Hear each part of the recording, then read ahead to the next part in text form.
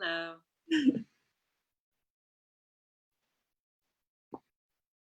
Yeah, where we are. Just like I said, we are live. We're here. Welcome to the inaugural day of A Mighty Blaze. We are so excited to have our next guest, Laura Zigman, Separation Anxiety, a book for all time, a book that I've been cheering on since the galley came. And Laura has been very kind in saying I am not like overdoing it, because I'm a little overly zealous about this book because it is compulsively readable, charming, funny and hilarious, smart, and it's just my kind of book. And Reading with Robin here for A Mighty Blaze, I'm going to give Laura and her beautiful blowout an introduction. And this is how I'm going to, on the radio, no one sees behind the curtain. Here I am, not knowing Laura's bio off the top of my head, although I kind of do. Laura Zigman is the author of Animal Husbandry, which was made into the movie Someone Like You, starring Hugh Jackman and Ashley Judd. Dating Big Bird, Piece of Work, and Her. She's been a contributor to the New York Times, the Washington Post, and the Huffington Post, produced a popular online series of animated videos called Annoying Conversations, and was the recipient of a Yaddo residency. Laura lives in Cambridge with her husband, son, and deeply human Sheltie. Welcome to A Mighty Blaze, Laura Zigman. Thank you, Robin. So happy to be here. So happy to talk to you again. I just posted our podcast to the Reading with Robin podcast, available on iTunes. So I was listening to us. So I am totally cheating. I read the book, I listened to our podcast, and here you are. I could do a dissertation on this book. Feel free. It's so good. Pardon? I said it's your show. It is via A Mighty Blaze. I'm so excited to be here. This is the second interview on this all new, incredible Facebook page. A Mighty Blaze, Jana Blum and Caroline Levitt have outdone themselves, and find them on Twitter, on Instagram, on Facebook. We're all cross-promoting and sending all the book love in the world, especially now when tours are being altered. And you can actually see Laura tonight on the Cardigan Connection, because you will be sick of me, Laura. So We're hosting our 4th annual Cardigan Connection series tonight, and Laura is one of our very special guests. So I promise to laugh. If you use the same line, I will laugh every time. And you've never heard it before. Exactly. Now, will your puppy be making an appearance, or is? I'm sure there'll be a toilet flushing in the next 5 minutes, or everyone's home, clearly. And my dog, I'm sure, will hear someone or smell something. She'll cry. I hope so. I hope she does. So yeah, you know what I want you to get, I'm in the dining room and I send a text to tell everybody what time we're taping, but I would really like an on-air sign. Right? I think we're all going to need that by next week. I think so. So do they know like when you're in that room, or is there just? But they don't care. No, they don't really. We have a small apartment. We live in Harvard Square, so I feel like it's the old New York days. Except back then I was single and I could reach my microwave from my bed. But this is different. We're all living together in this apartment, and so they, I'll say I'm on air, and they're like, so. Yeah, right. And especially the dog. She does not care. Oh, well, dogs are always, me, dogs are always most welcome. Yeah, I'm going to think about getting some kind of signage for this. So share, I know Boston is now on lockdown. Share a little bit about what's happening in your circle. Yeah, we've been home since my tour, the rest of my tour got canceled. I was out on the road, literally I was driving because I love to drive. I hate to fly. And it was perfect because I went to Brooklyn and DC and a couple spots in Connecticut and a few more in Western Mass and Southern Massachusetts, and then everything got canceled, which it should have been. And we've been home ever since, being very, very respectful of all the rules, and just hoping and praying everyone is safe and healthy. So it's stressful. There's a little New Yorker cartoon making the rounds today. It's by Roz Chast, and it has a face going from 1 to 5, and basically an 11. Because I'm suddenly very anxious. I love, right. No, I know, because we use humor and there's a lot of anxiety. Yeah. And your book is called Separation Anxiety. It is just the book for our time.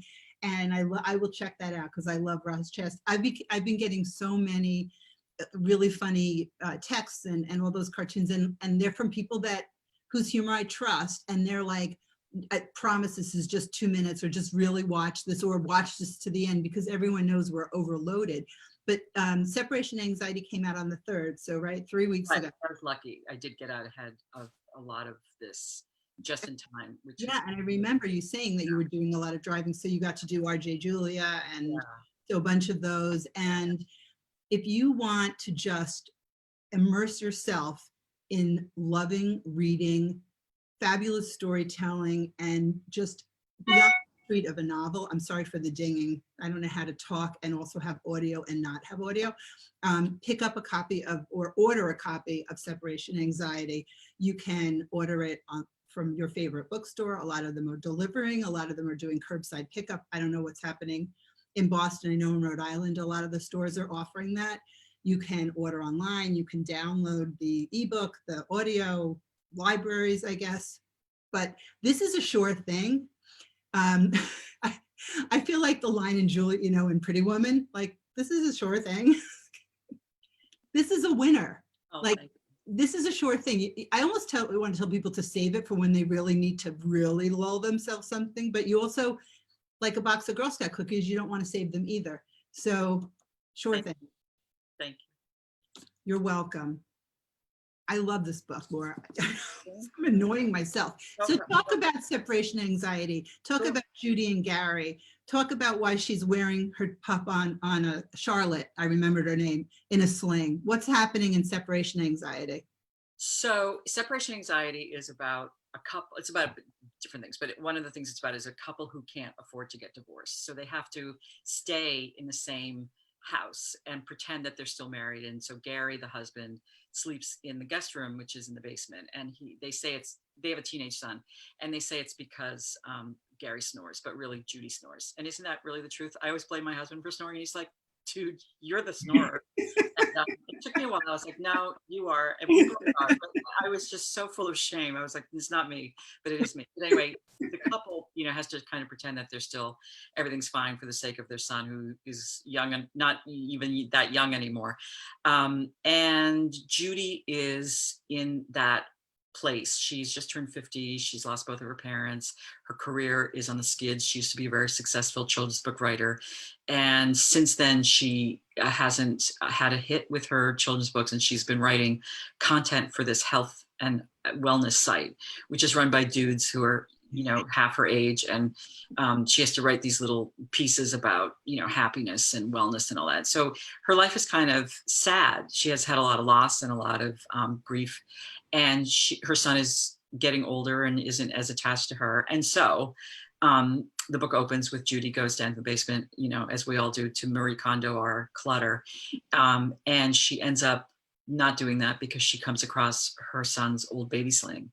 And in that moment of seeing this old baby sling, she puts it around her neck and suddenly is overcome with a sense of wanting to fill it with something.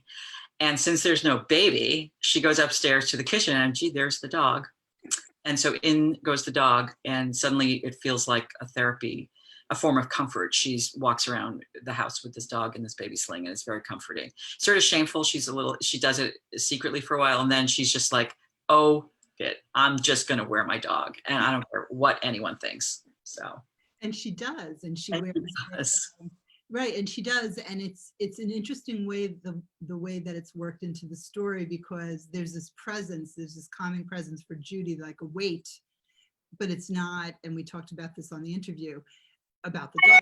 So it's a really interesting tool and a way to weave some of the really meaningful and more serious parts of the book with this lightheartedness and the joy, which is your writing. And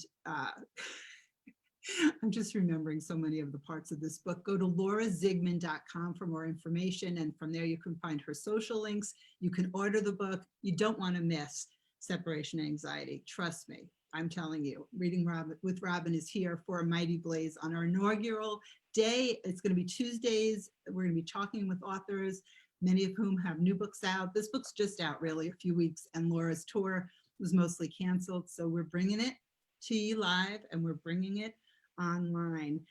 Talk about Gary's character. It's a very character-driven novel, which I love. Nice. So a little piece of trivia, just in case this is ever worth anything.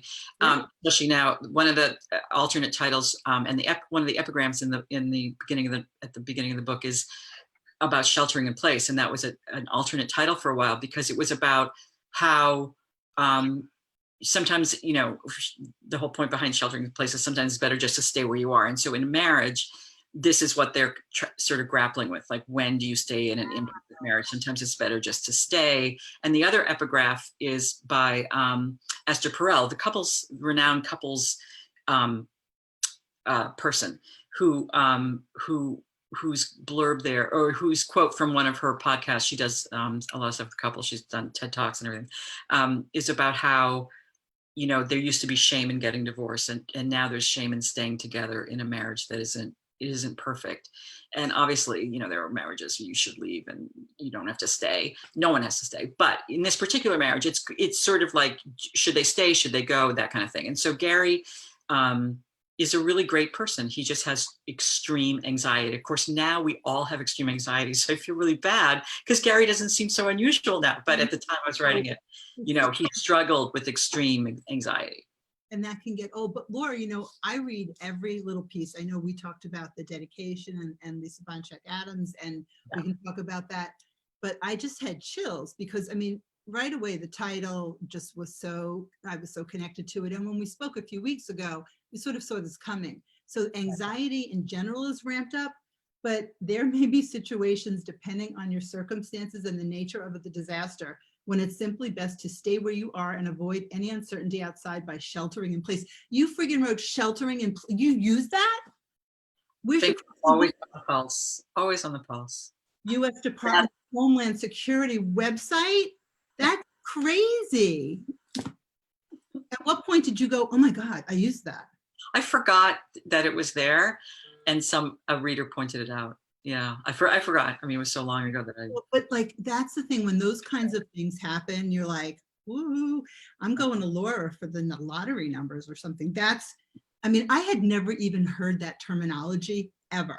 Yeah, sheltering in place. I have, you know, as a Jew, I'm always into safety. Yeah, I know that part, but yeah. So I knew the term, but yeah, so Gary has really struggled with that his whole life, and it has made it hard for them to, as a couple themselves, and to socialize with other couples. I think for them, it's like, you know, he can be so odd or different that some people just are not into it, and so they've become a little bit isolated. I think Judy's has a little bit of shame sometimes, and Gary is also less ashamed of his anxiety and more just like anxious. So they don't really have a lot of friends anymore, and so it's just them, and so all that focus turns on each other, and then, you know, are they going to stay together or not? And that's where the comedy and the karma ensue. Yes. So without, you know, again, too much of the story, we don't want to give away. I mean, and then they've got their son, who, of course, children always know more than we would think they do. Yes. And so there's that pressure of sort of keeping this going for the child's sake, and one's own sanity. And so as a reader also of a certain age, you could really sort of put yourself in the story. And I'm chatting with Laura Zigman on A Mighty Blaze. Separation Anxiety is just out a few weeks, and visit laurazigman.com and all of her other social channels. It is not to be missed. It's like, if you read one book, I never like when people say that, because it's always like there's a tier of if you only read one book, but read Separation Anxiety.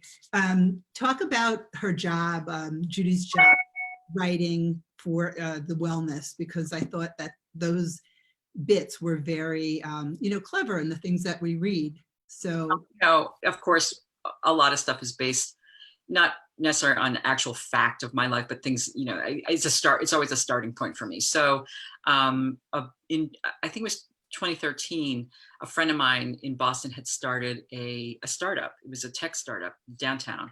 And I ended up working for her at this startup. And it was a big deal. I hadn't had a job in an office since like the end of the 90s for Knopf, when I worked in New York. Oh, I had a job in Washington, actually, at the Smithsonian, but it was such a weird job. I won't even count it. But so I was back in an office in 2013, and I was 50, and everyone was in their 20s, and I had to go up these stairs in a loft. It was everything. So I would have to. There were 5 flights of very steep stairs to this loft. Open works. It was all very new, you know, in 2013. Now it's like, oh yeah, yeah. But at the time I was like, oh my goodness, how do I get up the stairs? I can't breathe. I would stop and look at my BlackBerry, and then, you know, then I would get into the office, the open plan, and my AOL message would go off, and they would all laugh. And I mean, they were all really nice to me, considering I was such a loser, and I would drop things, and I spilled yogurt. It was just every day was like, oh God.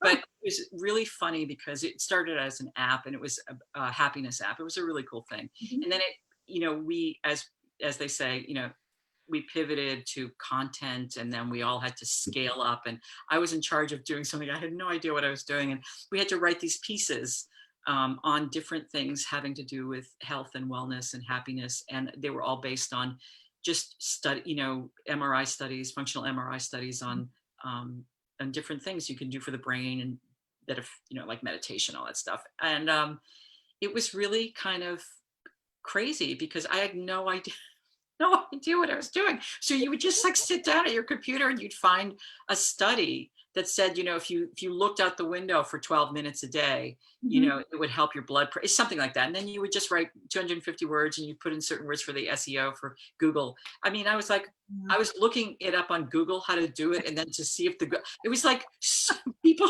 don't do that. Like, I don't know. I didn't know what I was doing. Yeah. That is so funny, but you learned, that's the thing about being able to adapt. And just imagining being with all those kids. And it was reminding me of it was Fame Adjacent. I know I spoke to an author from BuzzFeed somewhere, and she talked about being that person with all those younger kids. I might have been the author of Fame Adjacent. Look at me trying to know something off the top of my head, but that you were figuring it out, and because that's what experience and age does give us. Right. And the other thing was, like, I just thought, like, stupider people than me can figure this out. And they were all really nice. And I didn't even have to pretend that I knew what I was doing, because nobody cared anyway. And we just did it. And I don't know. And it worked its way into the book for this these articles, these little pieces that Judy is writing. And yeah, they were all just so clever. Talk about this guru that Judy and Gary, well, Gary unwittingly goes to see, because I just thought that part of the book was very hilarious. Thank you. Well, so Judy is sort of blocked. You know, she is a children's book writer and illustrator, and she had a very big success with one of her children's books, and then she becomes totally blocked. And of course, I've been blocked too in my fiction writing. So there's the link. But so Judy becomes completely obsessed with this creativity guru. Like, we all know them on Instagram. They're doing yoga, they're coloring, they're drawing, they're writing. They have a huge following. They have a perfect life with perfect Belgian linen sofas and all that. And she becomes obsessed because she feels her life is so grim. And she becomes obsessed with this one particular guru, creativity person named Sari Epstein. And she follows her, and she's obsessed with her, and she ends up signing up for a weekend retreat, a creativity retreat, to sort of jumpstart her creativity, in the hopes that she'll be able to produce like Sari does. And it ends up, unfortunately, where Gary goes, they end up going together, which is like not the intention of the weekend. Judy wants to go and sort of get her mojo back, and of course there's Gary, you know, along for the ride. And you know, it's kind of a fun weekend that, you know, they learn a lot about. She learns a lot. Weekend at Sari's, it's hilarious, and I just like all of it played out so nicely for me. And it is just, there were just so many gems. It's the book goes from like right away from the beginning, where Judy's downstairs conjoing her, and which a lot of people are doing right now. Not me, but a lot of people are. I should. I'm busy. I'm too busy right now. It's so busy. I feel like it's busier than ever, which is just one of the things that people sort of are saying. So I feel like not so alone. And it goes from there, from the school, from their child's progressive school, charter school, private school. Montessori. Not to point the finger. No, It happens to be many, many annoying schools. No, yeah, I love schools. I love schools. I was thinking of all the annoying schools I know, Yeah. and just the drama that ensues there and how that all sort of comes out. What are some of the things that you hope readers will take from this book? You know, the main thing was that I really wanted to write what it feels like to be this age. I'm 57 right now. I started the book when I was probably 53 or something. I can't remember, 55. I don't know. It doesn't matter. I was well into my 50s by the time I started, and I really wanted to be true to this age, which is just that it's a point in time for most people when loss seems to be a prevalent, um, whether that's an emotion or a situation. And a lot of people have a lot of loss in their 30s or their 20s, but for me, a lot of it happened in my late 40s and 50s. And just when you feel this still point, when everything sort of stops and you have to reinvent your life, you have to find a new career, not because you want to, but because you have to. Your last one didn't work out. I mean, I hadn't written a novel, haven't been published for 14 years. That's a really, really long time. And so in between, I had to reinvent myself in all sorts of different ways. I became a ghostwriter. I worked for this startup. I mean, it's not that I wanted to do that. I had to do it. And from that comes, you know, regrowth and all that. But I didn't want to put too much of a, you know, positive spin. It's hard. You know, it's a really hard time of life. And I wanted to be very true to the grimness, while also giving people a sense of hope that it's not all grim. But I didn't want to sugarcoat and pretend like, oh, it was really fun. It wasn't fun. You know, when I was in it, it wasn't fun. And most people who suffer, is not fun. But if you can just get through it, you know, you can survive it, and there is hope. And so that's what I wanted people to get. And if I could do it, you know, everyone can take baby steps and sort of get there, especially if they're with their careers or their creativity is blocked.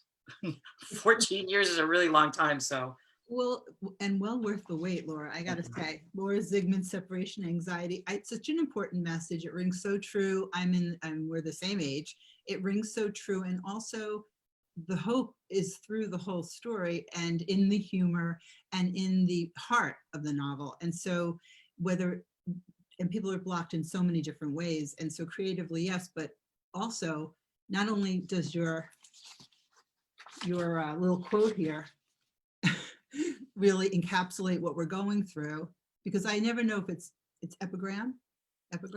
You know, I was just gonna I've looked it up 3 times, but I retain nothing, so I can't remember if it's epigram. I think it's epigram, and I do this always at my events because I love the ones that you people pick. They're always so smart and so meaningful, but it's so many people. I mean, Laura, like amazing amounts of people are going to have to reinvent from whatever this is going to look like one day. And my hope is that it's like the dreams that are sort of stuck in there for some people, or spending time at home or away from their regular life. And I'm not sugarcoating it. It's too much to even contemplate. So I'm just going to keep it right here for this discussion, that are going to say, wow, I was home. I forgot I love to do this or that, or I've been thinking about something. There's a good time to try it out. Like, I really think this book works on so many levels anytime, but like even more especially now. And your message comes right through in the story, and in the and just the way you're very generous with getting real with things. So thank you. I mean, it's just crazy. Yeah, and I think, you know, the point I'll just add to yours is just that it's very small bits of hope. It's very small bits of things that, you know, if you right, especially right now, just get through day to day. Yeah. Yeah, and it's not, there are things that when we're going through them, I mean, I always have a tendency, it's got to be pretty grim for me not to at least say, maybe one day this will be funny, or I'll look back. I mean, even like really bad in my head, I don't share that aloud, because that's something that's a mantra that I go back to sort of keep me secure. Because when you think of other things that have happened and that you couldn't have imagined at the time coming out the other side, and if you do, you know that it may not look the same, but there's hope. I mean, we need hope. So that gets me through, and really awesome books get me through. And this is Reading with Robin. I'm here on a mighty blaze talking with Laura Zigman, whose book, Separation Anxiety. I feel like reading parts of this book. There were I told you my copy, this is actually a finished copy, but my galley is just filled with Laura love all over the place. And we're going to see Laura tonight back here where she will be entertaining the crowd, not back here on the Cardigan Connection. So if you want to see more Laura, tune in at 7 o'clock to the Cardigan Connection. And before we go, and nobody's interrupted you, which is amazing. Right? Nobody's interrupted you. What are you reading? What are some of the books on your pile? All right, I'm going to show you just a few, okay? So today's pub date for this great book called Wine, memoir. It's fabulous. Ooh. I also love this novel. Oh, what a great title. The debut novel, very literary. It's excellent. Also cannot wait to start this, Chicken Sister. Oh, yeah, that's on my list. Oh. And Weiner. Oh, that's great. I read that. That's enough to come to my Washington, D.C. Oh, yes. She took the train from Philly. She did it right before everything started to happen. She's extremely generous, old friend of mine. So. Right. I was tweeting at you guys where I was jealous. I was so jealous with the two of you together. It was great. Right. That was before. Yeah. You and Jen had to do before. So yeah, I read that. I think not that she needs another gig, but she and I are available for bar mitzvahs and perfect. The perfect duo. Giant book tours, but just in case, you know. And you know what? A lot of bar mitzvahs are now going to be streaming on live. So you and Jen should get together. You could because all you have to do is tape your shtick, send it to the person who's doing the performance, and they just slide you right in. Right in. Right in. Yes. Did they tape that? That must have been hilarious. They said they were making a podcast. Okay. Yeah. All right. We were dropping a lot of F-bombs, so I do not know. I think she dropped more than I did, but you know, so I don't know if they'll ever really know. It wasn't that dirty. I'm just kidding. That's hilarious. I know they just sort of, especially now, but it's such a colorful way to express yourself, and there can never be this. We're on a mighty blaze. I'm not sure yet what Jenna and Caroline have set up for rules, but we know that writers are very colorful conversationalists. Yeah. But can you take a picture of those books you just suggested, and we'll attach them to the Facebook page, because people will ask me. She said something about chicken. Yeah, they're on my Instagram. I did one of those. It looks like Entertainment Weekly, where you put the books down on the diagonal. It looks really professional. I did it on my bed. So you know, I'll send it to you. Yeah, they're all great. Because those were on my list. The chicken one, I remember someone else told me, but yeah, Big Summer is big, huge fun. And we have an event June 24th, but I can't even think about that's in 3 months. No. But thank you so much. I'll see you in a little while on the Cardigan Connection. Go to laurazigman.com. Order yourself a treat. Separation Anxiety. This is Reading with Robin for a Mighty Blaze with Laura Zigman. We're all inclusive. Read and share and enjoy and be filled with hope. Thanks, Laura. Thanks for having me. Thanks for doing this. Bye. Treat. Bye-bye.